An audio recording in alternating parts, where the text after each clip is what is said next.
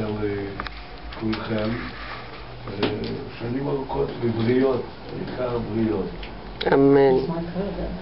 עכשיו, אספר לכם סיפור קטן רק, איך זה בכלל הגיע לזה, איך הגענו פה. יש פה, אני מאוד מודאג עכשיו, הבדשה לא באה, אני קצת מודאג שגם בבית לא עונים, כי הוא חולה בזמן האחרון ואיתו קבענו את התאריך. הסיפור הוא פשוט, הבדשה הוא ידיד שלי משנים עבר, עוד מהבית ספר עממי, ואחד הימים שהוא ביקר אצלי פה בארץ, דיברנו על יום הולדת ועניינים, אז הוא שאל אותי מתי בדיוק נולדת, אז אני אמרתי לו ב3 למרץ. אז הוא אומר, לא, אתה טועה. הוא אומר, למה אני טועה? זה מה שאני יודע. זאת אומרת, אנחנו נולדנו באותו שבוע, ועלינו לתורה לבר מצווה באותו היום. ולכן לא יכול להיות, כי אני נולדתי איזה 3 שבועות יותר מאוחר לפי התאריך שלי.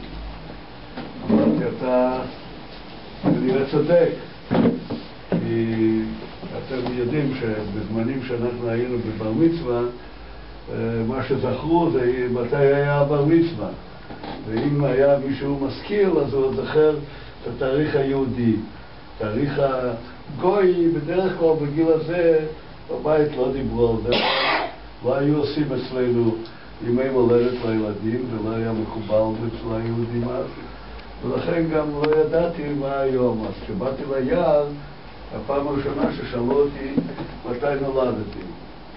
אז אני לא ידעתי בדיוק מה לומר להם, אז אמרתי, במרץ, זכרתי, אמרתי, ב3 וככה מאז אני בעצם נולדתי מחדש ב3, עד אשר באה הבדשה ואמר לי, אתה טועה, נולדת לפי התאריך היהודי ב28 בשלישי. אז מאז אני עושה פשרה, היות וזה במרץ, אז זה לא חשוב באיזה יום. וזהו, אז אני בעצם, אנחנו פה רביעייה, שאנחנו מרימים כוסים לקראת זה,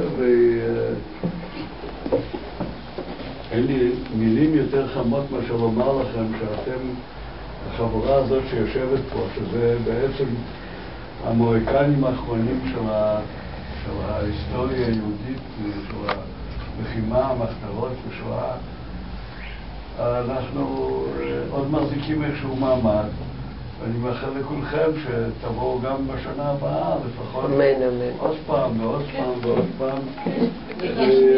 זהו, בהזדמנות זאת אני מאחל לחבריי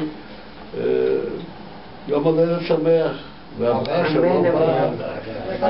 אני מודאג, כי תופן הביתה וגם לא איננו, אני מקווה שהוא לא בבית חולים, כי באחרונה הוא היה יוצא ונכנס לבית חולים. בהזדמנות חגיגית זאת, היות והפסח קרוב, אז נראה גם לחיים. אולי תספר בנקודה 2 על הארגון, הפעילות האחרונה.